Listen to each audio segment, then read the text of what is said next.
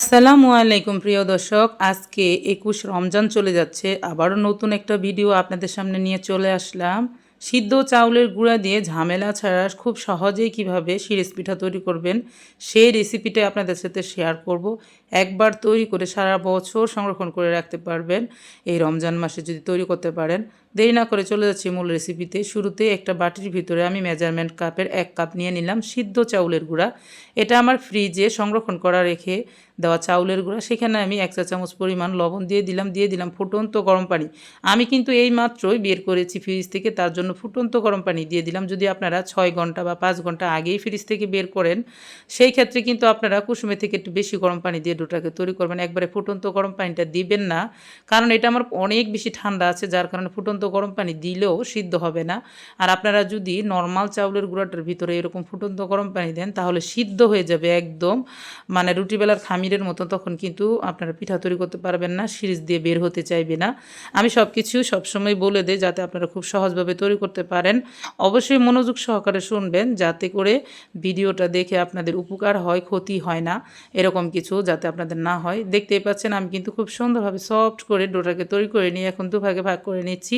এখানে আমি food colour দিয়ে দিব, আমি রেড ফুড কালার দিয়ে দিচ্ছি। যদি কালারটা আপনাদের কাছে ভালো লাগে তাহলে দিতে পারবেন, আর যদি ভালো না লাগে তাহলে কালার স্কিপ করতে পারেন, সাদাও তৈরি করতে পারেন। সেই পিঠাগুলো খেতে খুবই ভালো লাগে। আমি যেহেতু ভিডিও তৈরি করি, দেখার সৌন্দর্যের কারণে কিন্তু ফুড কালারগুলো দিয়ে থাকি। আর আপনারা অনেক আপুরাই জিজ্ঞেস করে থাকেন, আপু ফুড কালারগুলো কোথায় পাওয়া যাবে? আমি বলে দিচ্ছি, বড় বড় সুপার শপ অথবা বড় মুদির দোকানে গিয়ে আপনারা এখানে বোতলই থাকবে, ফুড কালার লেখা থাকবে, বিভিন্ন কালারের নাম দিয়ে লেখা থাকবে। আপনারা যে কালারটা চয়েস করবেন সেই কালারটা নিয়ে আসবেন। আগে ৬০ টাকা ৬৫ টাকা ছিল, আর এখন কিন্তু ৭০-৭৫ টাকা রাখে, ৮০ টাকাও রাখে। সেটা আপনারা দেখে বুঝে নিয়ে আসতে পারবেন। তো কালারটা আমার খুব ভালো করে মিক্স করা হয়ে গেছে। এখন আমি শিরিষের ভিতর ডোটাকে ভরে নিচ্ছি, আর এই ভরেকে কিন্তু আজকে পিঠাটা তৈরি করব। আমি শিরিষ দিয়ে তৈরি করছি। আপনারা চাইলে কিন্তু ভারী পোলাও চাউলের প্যাকেট একটা কোণে ছিদ্র করে সেটা দিয়েও প্যাকেটের ভিতরে ভরে ডোটাকে তৈরি করতে পারবেন। আবার চাইলে কিন্তু আপনারা যে কোনো কলাপাতা বা যে কোনো পেপার কাগজের উপরে তৈরি করতে পারবেন। আমি এখানে প্লাস্টিকের উপরে তৈরি করতেছি। শহর অঞ্চলে যারা আছেন তারা হাতের কাছে কিন্তু গাছের পাতা থাকে না, তারা চাইলে এরকম প্লাস্টিকে করে কিন্তু পিঠাগুলো তৈরি করে খুব সহজেই ভাপ দিতে পারবেন। খুব ইজিভাবে ভাপ দেওয়া হয়, পিঠাতে কোনো ক্ষতি হয় না। আর একই প্লাস্টিক কিন্তু বারবার ব্যবহার করা যায়। তো পিঠাটা আমি তৈরি করে নিচ্ছি। আমি কিন্তু এখানে চারকোনা একটা দাগ কেটে নিয়েছি। সেই দাগের উপরে প্লাস্টিক দিয়ে আমি ডিজাইন তৈরি করে নিচ্ছি। আপনারা আপনাদের ইচ্ছে মতন ডিজাইনগুলো তৈরি করতে পারবেন। আমি আজকে তার চারকোনার ডিজাইনটা করে নিচ্ছি, তবে আপনাদের ইচ্ছে মতন আপনারা করে নিতে পারেন। আর প্রিয় দর্শক, আপনারা যদি এই পিঠাগুলা তৈরি করে সংরক্ষণ করে রেখে দিতে পারেন, আর ঈদের দিন সকালবেলা সেমাই নাস্তার সাথে যদি ভেজে পরিবেশন করে খেতে পারেন, তাহলে খেতে অনেক বেশি মজা লাগে। এমনিতেও মেহমানদের সামনে দেওয়া যায় এই পিঠাগুলো, যখন তখন ভেজে খেতে অনেক বেশি ভালো লাগে। এটা অনেক দিন আগে থেকেই, মানে পুরোনো দিনের আগে থেকেই কিন্তু পরিচিত পিঠা। সকলে এই পিঠাগুলো আগে পছন্দ করতো। এখন তো ডিজিটাল যুগ, অনেক কিছু বের হয়েছে। আগে কিন্তু বিভিন্ন আইটেম করে পিঠাগুলো তৈরি করা হতো, আর মনের আনন্দ সহকারে নতুন জামাইদেরকে, নতুন মেহমানদেরকে বিভিন্ন জায়গায় আর কি ডালা হিসাবে সাজানো হতো। তো বুঝতেই পারেন, আমরা ঈদ আসলেও ছোটো থেকে এই পিঠাগুলো বানাইয়া খাইছি, খেতে অনেক ভালো লাগে সেমাইয়ের সাথে। আমাদের তো না বানাইলে চলেই না, তার জন্য আবারও বানাই নিলাম। তো আমি আমার ইচ্ছে মতন ডিজাইনটা করে নিচ্ছি, আপনারা আপনাদের ইচ্ছে মতন ডিজাইনটা করে নেবেন। আমি এখানে অলরেডি 2টা পিঠা তৈরি করলাম আর কি, রেড কালারের, আর এখন আমি হোয়াইট কালারের পিঠাগুলো তৈরি করে নিচ্ছি। আজকে আমি একই ডিজাইন তৈরি করব, অন্য কোনো ডিজাইন করছি না। এক ডিজাইনের পিঠাগুলো অনেকগুলো তৈরি করি, যেহেতু আমি কতদিন পর পরই পিঠা তৈরি করি, তার জন্য কিন্তু আমার বিভিন্ন ডিজাইনের পিঠাগুলো জমানো হয়ে থাকে।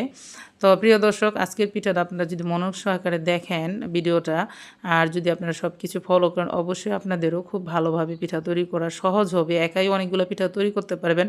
আর আপনারা খেয়াল করলে দেখতে পারবেন, আমি সবগুলো পিঠার ভিডিওতে এক হাতে পিঠা তৈরি করি। আমার কাছে সবসময় সহজ মনে হয়, তাহলে আপনাদের জন্য সহজ হবে। তো প্রিয় দর্শক, একে একে সবগুলো পিঠাই কিন্তু আমি তৈরি করে নিয়েছি। এখন শুধু এগুলো ভাপিয়ে নেওয়ার পালা। অনেকগুলো পিঠাই আমার হয়েছে, আর এগুলো একটু পাতলা পাতলা করে তৈরি করছি যাতে এগুলো ভাজার সময় ফুলকো ফুলকো হয়ে ওঠে।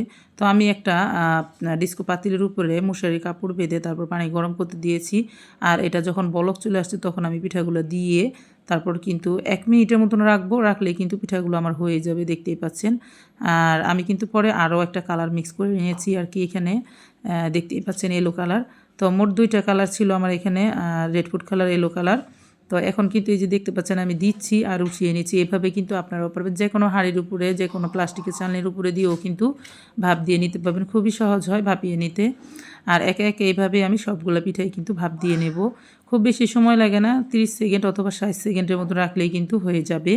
তো পিঠাগুলো আমার অলরেডি কিন্তু অনেকগুলো ভাপিয়ে নেওয়া হয়ে গেছে, দেখতেই পাচ্ছেন। আর একে একে সবগুলো পিঠাই আমার ভাপ দেওয়া হয়ে গেছে। সবগুলো পিঠে আমি এখানে জমায় রাখছি আপনাদের দেখিয়ে দেওয়ার জন্য। আর এগুলো আলতো হাতে অল্প একটু টান দিলেই কিন্তু খুব সুন্দরভাবে উঠে যাবে, দেখতেই পাচ্ছেন। আর লেগেও যাবে না, একটু ঠান্ডা হওয়ার পরে উঠিয়ে নেবেন। আর এগুলো এখন রোদ্রে শুকিয়ে দিয়ে নিতে হবে। এই তো আমি যেভাবে উঠিয়ে নিচ্ছি এভাবে উঠিয়ে নিলেই কিন্তু হয়ে যাবে, দেখতেই পাচ্ছেন। তো একে একে সবগুলো পিঠে আমরা উঠাই নেব। আর প্রিয় দর্শক, আপনারা অবশ্যই জানেন এই পিঠাগুলো অনেকেই কষ্ট মনে করেন তৈরি করতে। আমার কাছে কিন্তু তেমন কোনো কষ্ট মনে হয় না। আর আমি সব সময় কিন্তু পিঠাগুলো তৈরি করে থাকি। আর আগে তো অনেক কষ্ট করে তৈরি করতে হতো, শিলপাটায় চাউল বেটে। এখন কিন্তু বাটতে হয় না, শুধু সিদ্ধ চাউলের গুঁড়া তৈরি করে নিলে হবে ভালোভাবে ভিজিয়ে নিয়ে। তো দেখতেই পাচ্ছেন আমার এগুলো পিঠা অনেক বেশি সুন্দর হয়েছে। এখন এই যে সবগুলো আমি সেউনিতে করে শুকা দিয়ে দেবো রোদ্রে। আর এগুলো ভালো মতন রোদ থাকলে একদিনেই শুকিয়ে যাবে একটু উল্টে পাল্টিয়ে নিলে। আর প্রিয় দর্শক, আজকে কিন্তু আপনাদেরকে পিঠাগুলো আমি ভেজে দেখিয়ে দেব না, আমি সংরক্ষণ করে নিচ্ছি ঈদের জন্য। যার কারণে আমি কিন্তু আপনাদেরকে আজকে ভেজে দেখাবো না। আর এগুলো কিন্তু আমি অবশ্যই ঈদের দিন ভাজবো, যার কারণে আজকে আপনাদেরকে ভেজে দেখাচ্ছি না। আর এই যে পিঠাগুলো কিন্তু শুকিয়ে অনেকটা চিমিয়ে গেছে, মানে অল্প হয়ে গেছে। আর এখন এই পিঠাগুলো দেখতেই পাচ্ছেন আপনারা সারা বছরের জন্য সংরক্ষণ করতে পারবেন। তবে অবশ্যই কিছুদিন পর পর বের করে অল্প রোদ দিয়ে তারপরে কিন্তু সংরক্ষণ করতে হবে। আর আপনারা যদি 2-1 মাসের জন্য রেখে দেন আর কিছুদিন পরে বের করে ভাজতে চান, তখন হালকা একটু রোদ দিয়ে তারপরে ভাজবেন, তাহলে পিঠাগুলো খুব সুন্দরভাবে ফুলকো ফুলকো হয়ে ফুলে উঠবে। তো প্রিয় দর্শক, আজকের ভিডিও এই পর্যন্ত। কেমন লাগলো আজকের এই পিঠার রেসিপির ভিডিওটা?